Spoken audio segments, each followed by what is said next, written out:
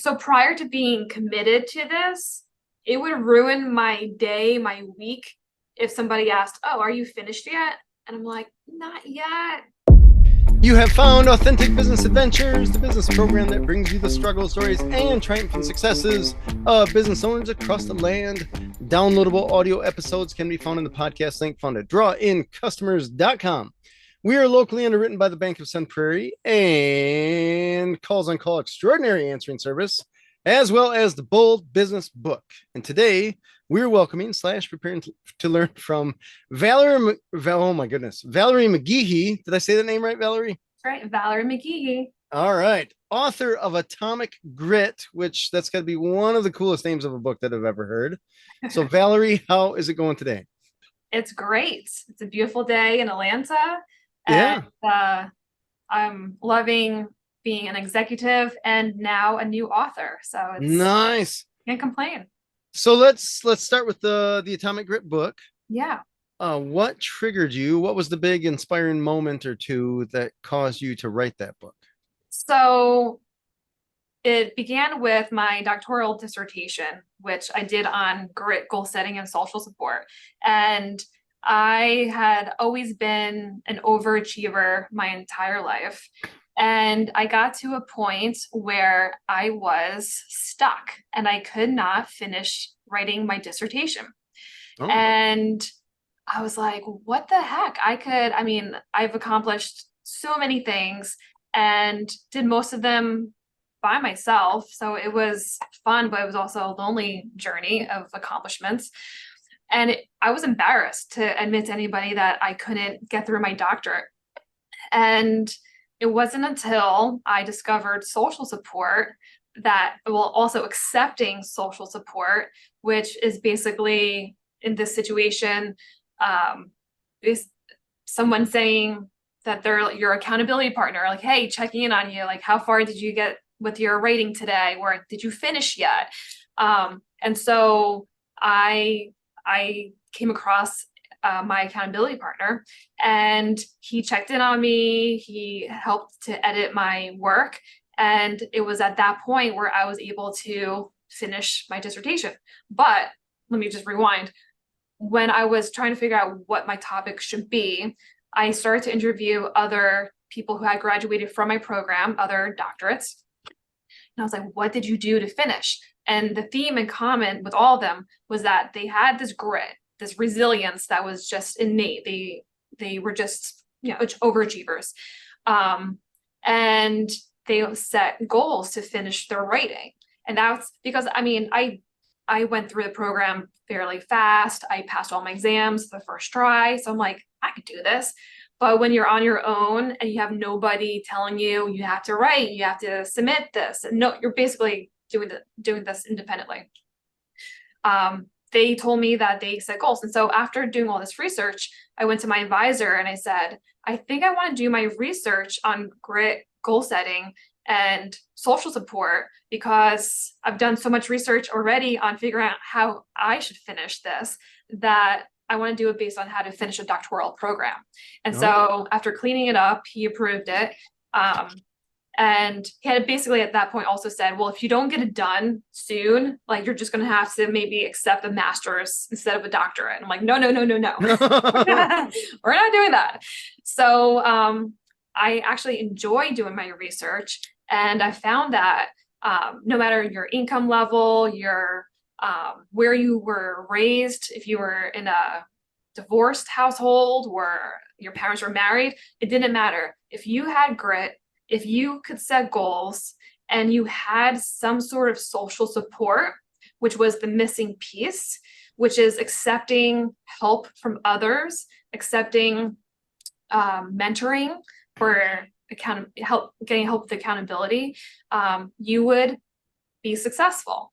And so Stephen Covey, he wrote The 7 Habits of Highly Effective People, and he created basically with his research, he put together the maturity continuum.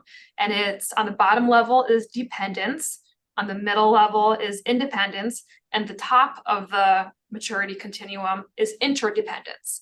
And that means you are able to be interdependent, but you're also capable of working with others. And that's the ultimate level of maturity, knowing that you can do it yourself, but you're more successful when you're working together. And this could be in any situation, a couple or roommates living together, both buying food or paying the rent together. It's more successful that way. In my situation, I accepted help. I had to throw out the window that I'm independent, I could do this myself. I was more successful when I accepted the help of somebody checking in on me and admitting that I couldn't get this done on my own because life got in the way and I got distracted. I did everything else but making this my priority. So I had already done the research of grit, goal setting, and social support, which is the premise of the book. But when I became a professor at the University of Louisiana, I was always giving my students advice on career help and helping to make good choices after college. And so a few times I would hear, you have to write this down, where, did you write a book on this yet? And so a few years had passed, and this past summer, I was like, I just need to get this out of my head. I have the research. I just need to put my stories with the research, my personal stories. And I get to write a fun book instead of collegiate research that goes into a journal that other professors read. I want this to be like a fun book. And so that's how it came to be. Nice. Yeah. And I wrote a book, and it's interesting how you get the stuff in your head and you just get in that zone.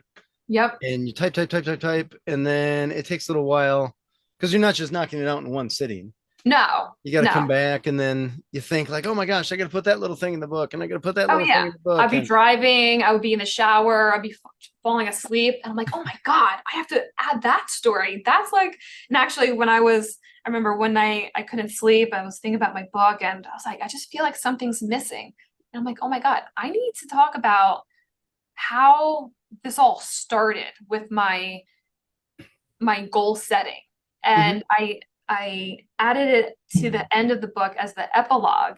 And I tell a story about my fourth grade teacher, and I don't mention her name. And I actually give her credit and thank her for doing what she did. But I was new to a school. My parents had divorced and remarried, and I was living with my mom and her new husband, and I was the newbie. And I walk into the classroom, and the teacher, I just felt like she didn't like me from the very beginning. She put me in the back of the room next to the windows, and I had a lot going on in my life. I was my mom was married to somebody new, and I didn't see my dad. And so I was like daydreaming, not paying attention much. And I remember doing some math work and then not really knowing what I was doing. I get back the paper, and she made it a point for herself to bring it to my desk. Very dramatic, smack it down with big X in red, of course, across the whole paper with an F circled on top. We've all seen that before. And she looks down at me, and I look up at her with shame, just filled with shame. And she says, if you can't get this math, you're never going to make it to college. And I was like, oh my God, I hope this isn't true. And I was so scared. I was like, if I can't figure this out, I'll never make it to college. And later that day, I went home, and Oprah was on at the time, and she had an episode about like writing your goals down and write the dates when you want to achieve them, and you'll more likely achieve the goals if you have dates. And so I started to do, I would write pages and pages of goals, even up until like I was an adult, and I was only in fourth grade, so 10 years old. But wow. I mean, just pages of what I wanted out of life. And I just became a serial goal setter, and I would just get things done because I wanted to prove her wrong. But the irony was that kind of like forgot about her and it was just Nate at that point. I got an invitation in high school to attend the college scholarship award ceremony. And I was like, oh, this is exciting. I remember my guidance counselor had me apply to the Hungarian Rotary Club because my grandmother was from Hungary and I was Hungarian. And so I was like, oh, I guess I'm getting that scholarship. It was like $1,200. And so my mom was there in the audience, separated, the parents and the students were sitting separate. And they called my name for this. I got that scholarship and I was like, oh, okay, that's exciting. Then at the end, every elementary school that filtered into the high school was giving a student who's graduating a scholarship. And so my school gets called up. The person presenting that scholarship is my fourth grade teacher. And I'm like, oh gosh, her. And she calls my name and I get the college scholarship. So I'm like, wow, this is so ironic. Wow. And I don't remember this part, but my mom does, that I walked all the way around past her, past my teacher, my former teacher, went to the audience and high-fived my mom, and then went up and got my, my scholarship. And it was just one of those moments where I was like, I felt like I proved myself. But I didn't stop there. I ended up finishing college early, getting my master's, becoming a part-time professor at age 23, and then going on to complete my doctorate. But after college, I was an elementary teacher for 10 years, and Oh, I wow. taught fourth grade, and I made sure that every kid knew how to do their math. So, yeah. So all from that one moment with that fourth grade teacher, Yeah, yeah. And this if it whole wasn't thing stemmed. if it wasn't for her, I may not have done all of this, but she triggered something in me. And it's basically the title of my book, Atomic Grit, which is the difference between grit and atomic grit. Is atomic grit is in every capacity of your life. You go above and beyond. You can visualize you're achieving your goals as if it's already happened. You write down your goals as if they already happened. You write when you want to finish them. But in everything you do, it's just all encompassing. It's who you are. Nice. I like it. I like Yeah. it. Tell me, why did you end up getting out of elementary school teaching? So when I was going for my doctorate, I needed to take one elective. And so I took a business course. And I was like, oh my gosh, I really love business. And so I ended up finishing a graduate certificate in entrepreneurship while I was taking my doctoral courses. And I was, as a hobby, I used to make swimsuits. I used to take my swimsuits and cut them up and embellish them and sew them and make new ones. And my friends would give me theirs and I would do the same thing. And so I started a swimsuit company. Oh, real? Wow. And That's awesome. living in New Jersey, I had access to New York City.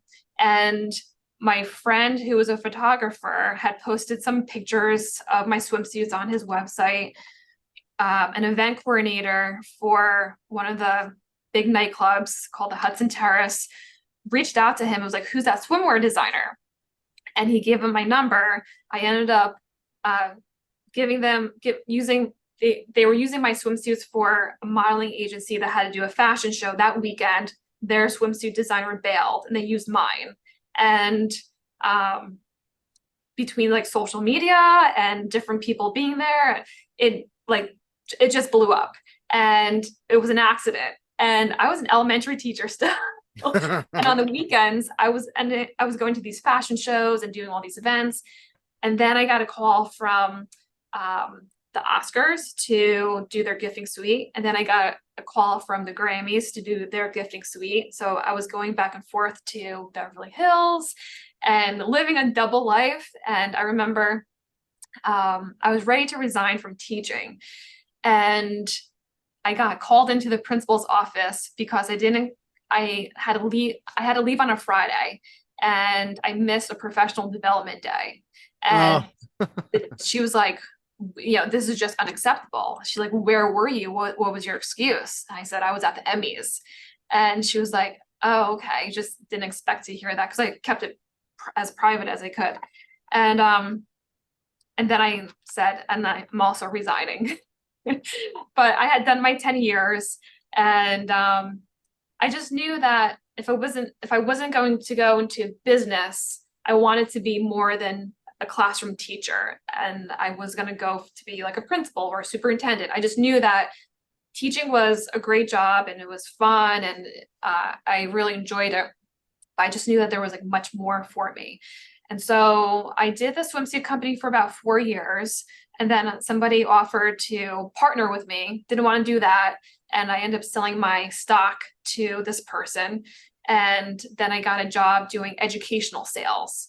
And Oh. so that started, um, the business. I felt like having 10 years of experience in education and then getting into the business world of sales with a company that was not mine and it was actually Franklin Covey. It was, it's a very reputable company. And, Hmm.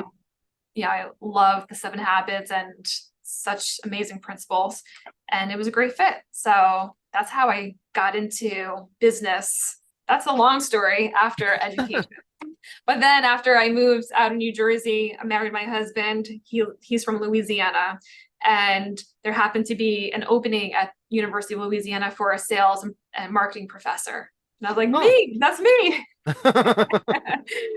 So that was probably my most fulfilling job, that I made the biggest difference in people's lives, where I helped them get jobs and start their careers. So I was a very hands-on professor. I was very connected to the business community, and I was also a sales coach. We had a sales team. So these students would compete against other sales students, other universities in like sales role play and speed selling. I mean, the bravery it takes for these sales students to do this at that age is incredible. And so I coached them, and the sales team, definitely those were students that I became very close to. Like, I would help them with their resumes, I would do role play with their interviews, and I'm still connected to a lot of them today. And many of them showed up for my book signing in Lafayette in March, which was so sweet. And, Nice. yeah, yeah, That is cool. yeah. So tell me, as far as the difference between putting the book together, Hmm. just kind of for yourself and your family and friends and stuff like that, and actually going full tilt publishing, throwing it out to the world. Hmm. Was that was that challenging, or was there ever a thought like, I don't know if I want to put this out to the world or just give it to my little circle, or was it just like the world needs to hear this and we're gonna blast it off here? Yeah, more of the latter. I felt All right. like um, because I mean, till this day, I mean, 2 days ago, one of my students, one of my former students was texting me on advice for a career. This is like her second job, her second career.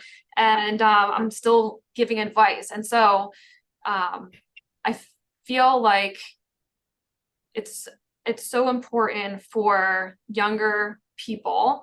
I mean, the book is for anybody in any stage of your life, but especially for younger people who may not have the guidance to really start their careers. And even though the book could be for men or women, I gear some areas especially towards women. Okay. As a female currently in a senior leadership position at my company now, um, there's still a glass ceiling. There's still differences. It's not as bad as it was, in the past, for sure. But and I'm treated so fairly here. And I mean, I could go on about how awesome my coworkers are. It's definitely a unique company. We're like a family. But as a young woman starting off, there's things that you need to do. I mean, even though I was recruited here, I still had to go through the interview process and, interview with the owner. And I was prepped how the second co-founder, about his personality and how he interviewed people. And I was coached by the other co-founder on how to handle him. And I said things in this interview that I would never say to a super successful, multimillionaire, billionaire owner. And because of having been coached was how I secured this job. And Okay. so it's like for a woman to speak up and to stand her ground against like powerful men in the industry, um, it's not easy to do. And so that's what I talk about in the book is about, having this like relentless determination of like knowing your worth, working hard, work hard, play hard. There's this thing now about like work-life balance. And Oh, I hate that phrase. it's like, I want to say like, who told you this? Right. Who told you this? And so I mentioned in my book, like I put in like 10 years of being in one job and committing to that job and learning education, which made me so much more prepared to to do educational sales, because I wasn't selling as somebody who didn't have experience. I had a decade, I had my 10,000 hours plus of experience that I could speak as an expert to these educational professionals, these superintendents, these board members. And so I put in time. And there's a point where it could be unhealthy if you are a slave to your job and you're just cutting people off. And so I want to be clear on that. And there's different people in different careers who are in more need of a work-life balance. There's nurses who have not been home for holidays because they have to be working. So it depends on your industry. Mhm. But as you're beginning your career, you need to work your butt off to get the experience, prove yourself, stick to a job. And that's another thing I talk about, is to be resilient and stick to one job, not for like a year or 2 years, even though it's becoming very common to see, because I do interviews all the time. It's very common to see job hoppers, especially with younger people. Oh yeah.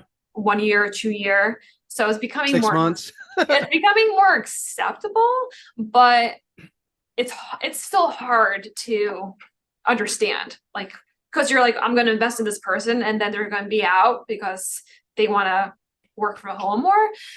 And so, there just has to be some kind of commitment. If you're in a toxic work environment and you have to get out, that's completely different.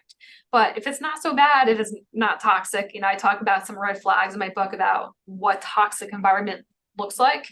But you need to grind, and you need to work your butt off for a good amount of your 20s. I would say all of your 20s and the beginning of your 30s to like really grind and work hard. And then the work-life balance comes. So, I mean, even now my work-life balance is not balanced, but my husband has a flexible job. So he does real estate and then he's a professional piano player. So a lot of his stuff is at night. And so he has a flexibility, but he's doing his part and helping out at the house, and I'm doing my part. So I travel a lot, and I'm at the office every single day. It seems to me that there are a lot of people, I'm going to dare say younger people, but I don't know if it's universally that feel like they're owed something, and they haven't yet learned that they have to earn something. Right. So my rule was always, you do what others won't do so that you can do what others can't do. Yes. And they feel like they want to skip that first step, and they just like, I want to travel, I want to see the world, I want to do all the things, I want to own all the things. Yeah. But they forget that that's not just given to you. You have to earn that. You have to find a way through the little maze, right? Yes. To earn that. However you do it, right? There's a million different ways. Businesses you can start, jobs you can work, whatever. Yeah. But it's unlikely that someone's just going to knock on your door someday and be like, here's the keys to your yacht. Yeah. Right. Exactly. Or something like that. Yeah, exactly. So there's this mentality that's just like, oh, I don't want to work. I don't want to earn it. I don't want to have it 10 years from now. I want to have it today. Right. And like, that's not necessarily how the world works. That like scares me. That like, I can't think that way. even imagine being so laxed that it's just going to happen down the road.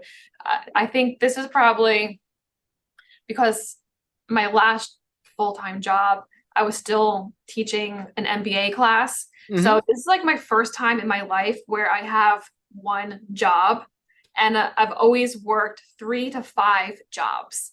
Oh, at the Um, same time, just at the juggling. same time. All Yes. right. So whether it was like teaching college courses part-time, maybe at 2 or 3 different universities, my full-time job.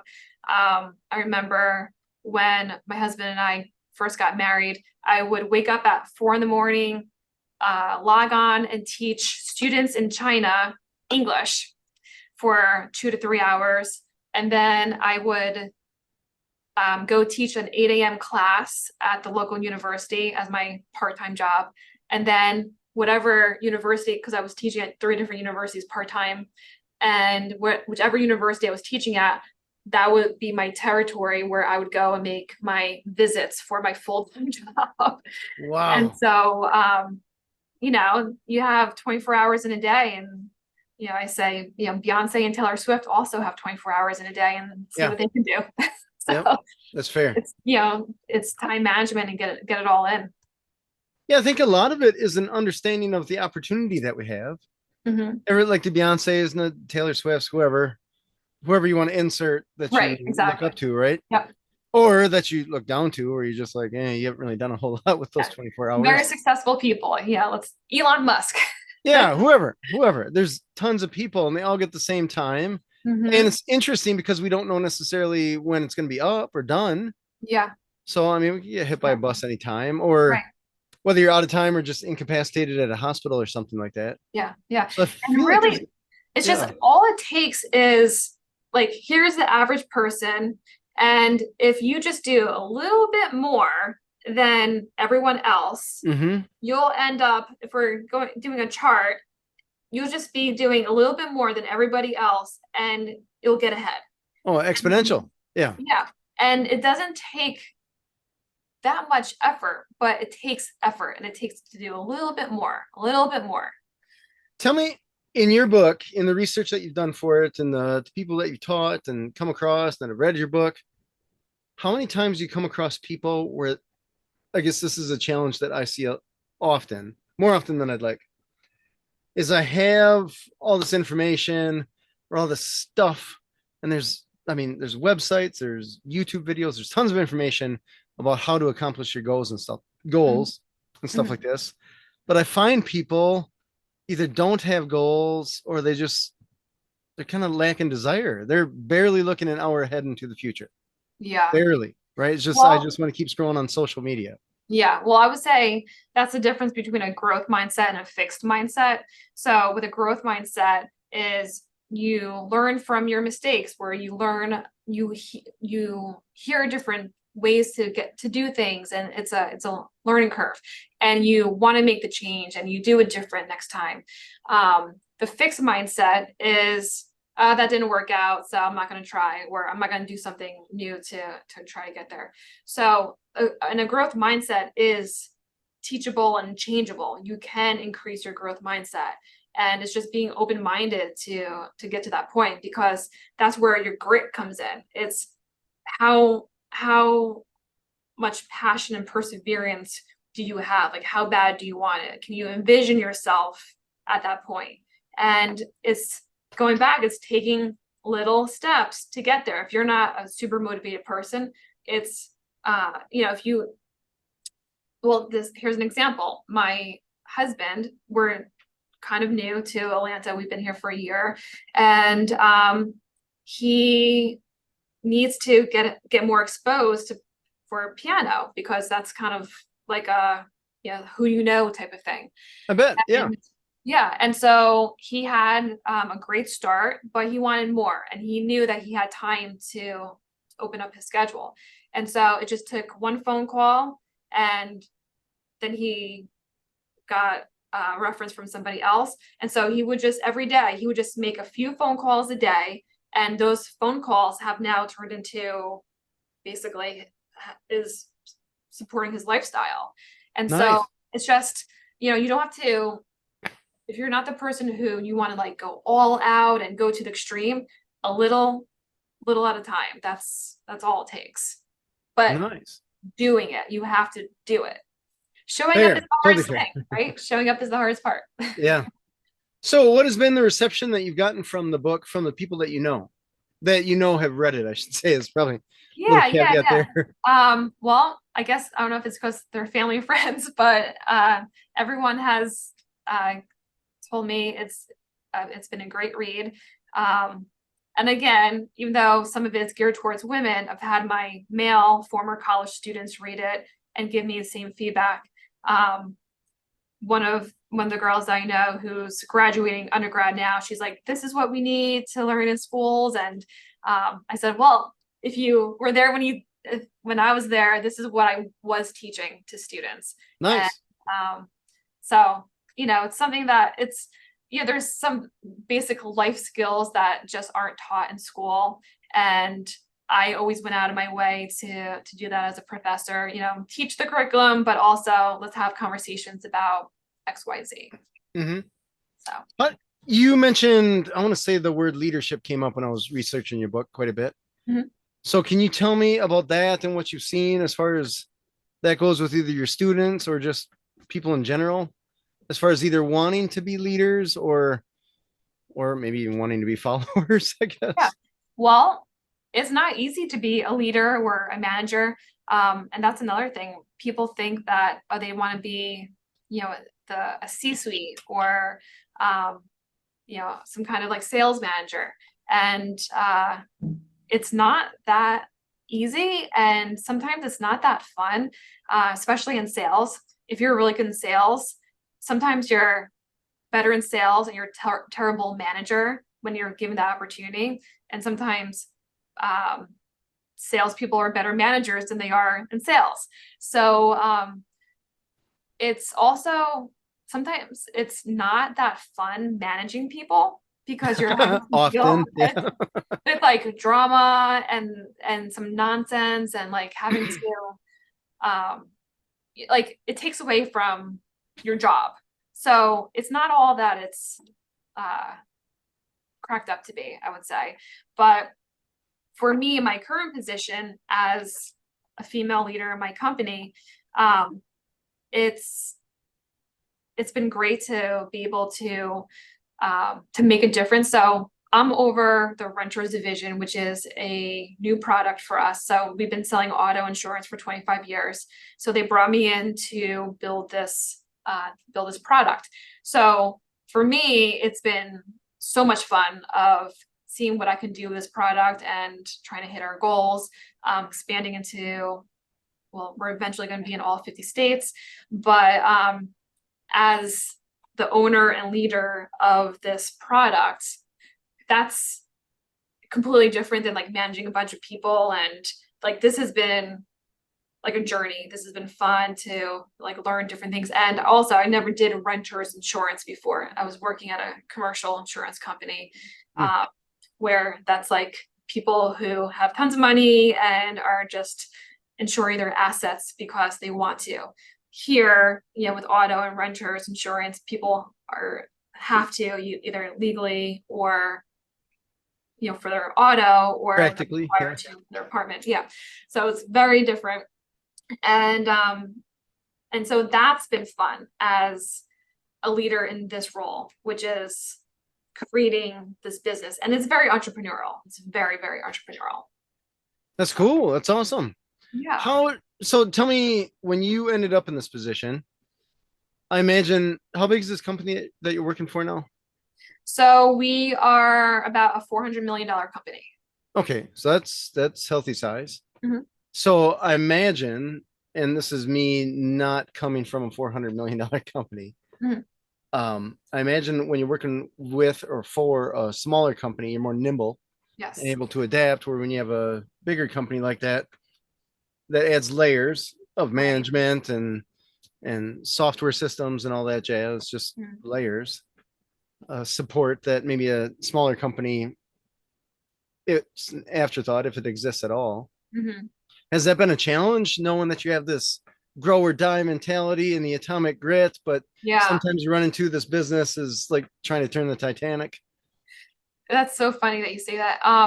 So at the prior company I was at, it was an international company. I was not working at headquarters, but I was the VP of sales.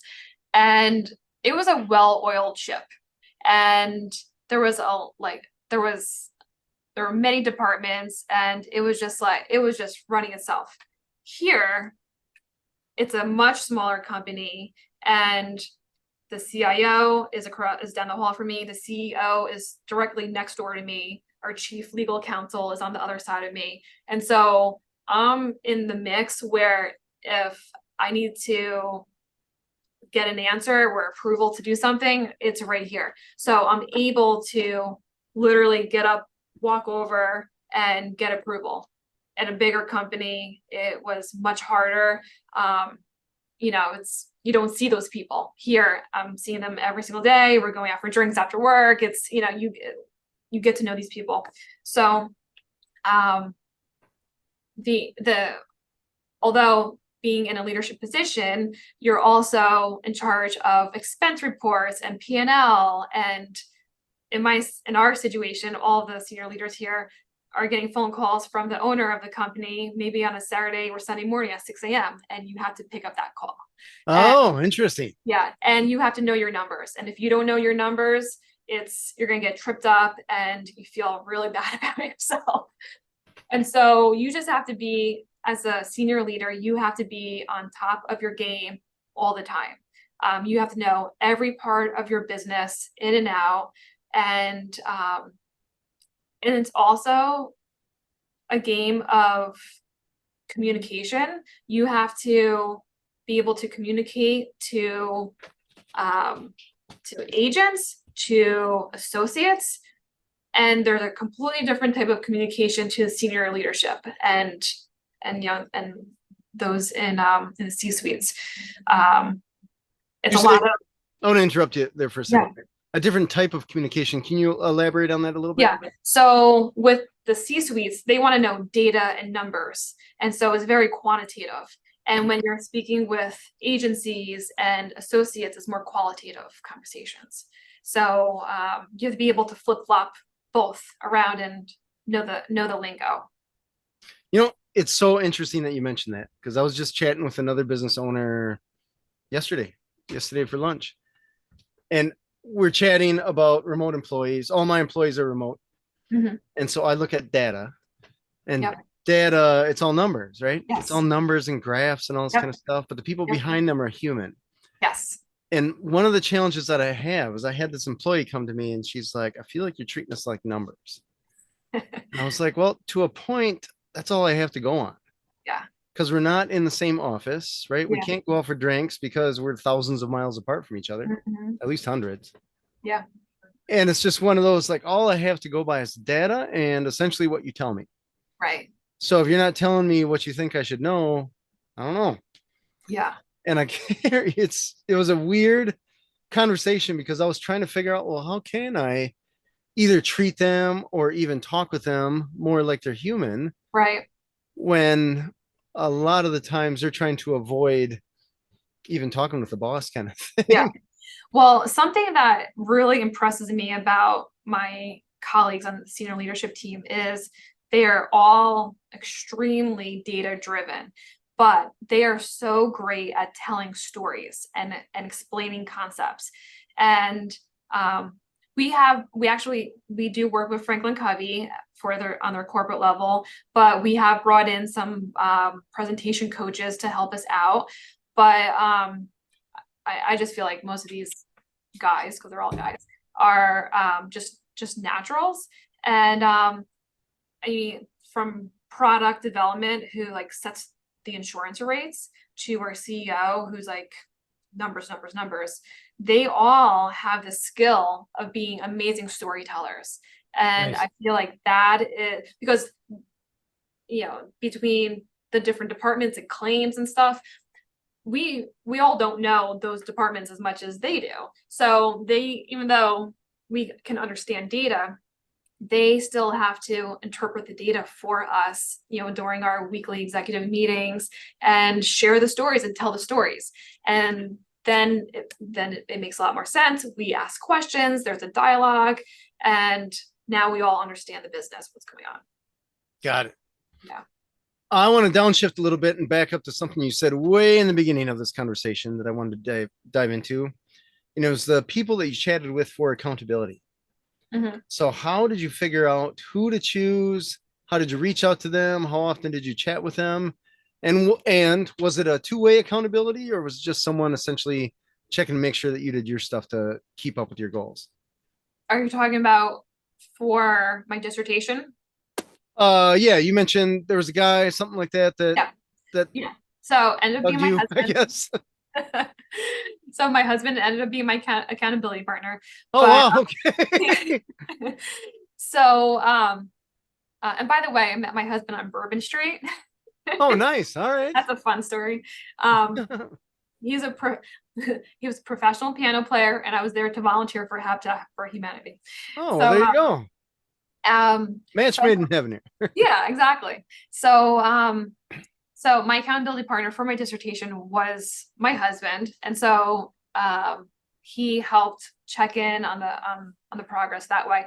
But when I was doing these interviews, prior to getting my topic approved, and I was interviewing other doctoral graduates, some of them became my accountability partners. Some of my former classmates became my accountability partners. Some who had finished, who I was taking classes with and had already finished, would cheer me on. And so it got to a point where I would completely humiliate myself if I didn't finish. So I had to, because so many people knew about it. Because when they would ask you about it, you didn't want to be like, yeah, no, didn't do that thing. Right. So prior to being committed to this, it would ruin my day, my week, if somebody asked, "Oh, are you finished yet?" And I'm like, "Not yet. Working on it." Yeah, locusts, terrible Yeah. flood, right? Yeah. And there actually, to be honest, there were some things that did prevent me from finishing. I remember that was when we were using flash drives. Like I lost my flash drive and I didn't have it backed up. I'm like, oh, I guess I Oops. gotta start over. Um, I didn't have the best faculty support. My professor was working at a university in China, and so when I would submit, he was a visiting professor over there, and so happened to happen during my dissertation. So by the time he did get back to me, it was like the end of the semester, and it was like one response, and I'm like, like I have to fix a whole chapter now. Like a whole semester went by. But it was actually at one of the universities where I was teaching at part-time. It was the chairperson of the department who really guided me and helped me and motivate me and was an accountability partner and would give me some books to use for part of my research and would give me some feedback. He ended up being on my dissertation council, and so he was very involved in helping me finish it. And Nice. interesting was that the day that so my husband, as a professional performer, he coached me for my actual dissertation defense. And so I had prepared for it. I mean, it was memorized. This was like a 2-hour defense. Basically, the whole thing was memorized with slides. And I mean, my husband helped me do like I would like put a pencil in my mouth and do the like all those like vocal practices. And so I was so prepared for this defense, but I was already living in Louisiana, so I had to fly back up by myself. And I mean, this was it. This was like the day that I have been working so hard for forever. And I remember walking into this room, and I just started with my presentation. And at the end, I had some questions. They told me to step out, as I know they always do, for them to convene. And they brought me back in, and I'm standing in front of these academic giants who are determining my fate. And the head of my defense says, "Congratulations, Dr. McGehee." And Oh, nice. my world just stopped. And it was like in slow motion. I was hearing Dr. McGehee, like, like it's happening. And I guess this is a segue to a future book that I want to write, but I call it my halo of success moment, where it's something that you wanted so bad that it's an internal happiness where you could have, like, your college graduation or a birthday party and you have a bunch of people there and everyone's like, hey, happy birthday and happy for you. But there are moments in your life where maybe it's like a job that you really wanted, where maybe you nailed an interview and you just feel like this glee, this happiness where you can just like flow. And I like to use the example of, at the end of a movie where you see the guy like jumping and clicking his heels in the air and he's just like so happy, like that feeling of just this ultimate level of success. Sometimes it lasts for a few minutes, sometimes it lasts for a few days. I'm sure actors and actresses feel that way when they get like a really big part or when they get like paid really well, like you're just so happy. So I packed my stuff up, had to head back to the airport. I told the person in the coffee shop that I just defended my doctorate and I'm a doctor now, and the person sitting next to me, I just wanted to talk to everybody. And this halo of success is like, it just makes you so happy. You're just so sociable and you just want to be so friendly and nice to everybody. So it's like, how do you get that more often? Like, how can you? And so that's why I want to do some more research on and maybe do some interviews on people who experience that, maybe experience it more often. But man, that was an incredible feeling. It's interesting that you mentioned that, because I think of this. I'm not a doctor, but there was a car that I was working on. I was mechanic way back when. I put different engine in there, different manual transmission. I put all kinds of blood, sweat, and tears on this. I think there's more knuckle skin in that car than there is on my hands. Anyways, I remember going on this on ramp and I actually shifted gears and I got rubber out of second gear when I was going, I don't know, 50, 60 miles an hour. And I'm like, that moment, it was so brief, right? Fraction of a second. Yep. And I remember thinking, what had to happen for that to happen? Yeah. And all the stuff, years and money and time and just stuff that didn't get done. That's what you wanted. Yeah, opportunity cost. And that was it. And it was like all that funneled into that fraction of a second. Yeah. Yeah. And I think like you in that room, you almost want to go back the next day and be like, hey, can you say that same thing again? Just so I can feel that again. Yeah. But it won't be the same. It won't be the same. It's like people it's that one like, time. Like a really great vacation experience and they try to go back to that same place, but they can't get that moment back because you just can't remake it. So yeah, it's that's cool. What did you call it? Halo moments? Halo of success. Halo of success. I love it. Yeah. I love it. That is cool. Yeah. Well, we'll be looking forward to that new book. Yeah. when it comes coming out soon. Tell me just really quickly, as far as the book goes with sales and all that jazz, that's a whole different world than the typical business school living a life world. Is this something where the book is out there and it's out there, or have you been pushing marketing and stuff like that in the book? So, I guess trying to get it out there. Right. So well, it's available on Amazon.com, and I did a book launch in Lafayette, Louisiana in March. We had a great turnout, sold out of books. And the plan is to do another launch in Atlanta. I've been traveling for work almost every week, and which has been fun, but exhausting. And we're going to plan a book launch in Atlanta probably in the next month and a half. Okay. And then also, speaking engagements that I've been attending and keep him busy. So nice. That is good. Never bored, right? No, no. That was awesome. Well, Valerie, thank you so much for being on the show. Thanks for having me. This was so much fun. Yeah, tell me, where can people find you on the internet? So you can definitely find me on Instagram. My handle is Valerie McGehee, PhD. And I'm always posting fun things on there about my life and where I am and all my travels and my speaking engagements. I'm also on LinkedIn, same thing, Valerie McGehee, PhD. And you could buy my book on Amazon. Awesome. Valerie, thank you so much for being on the show. I'm excited to check this thing out. And you got the Halo thing. You really have me thinking about that one. That's yeah. Maybe I'll interview you. That is awesome.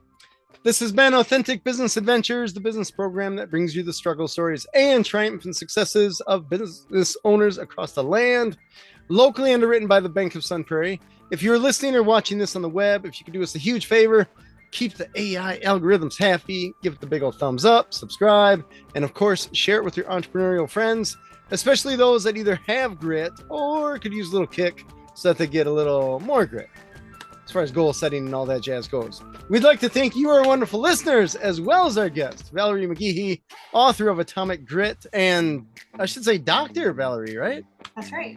That doesn't hurt at all to say. I worked hard for that title. Yeah, right. Past episodes can be found morning, noon, and night at the podcast link found at drawincustomers.com.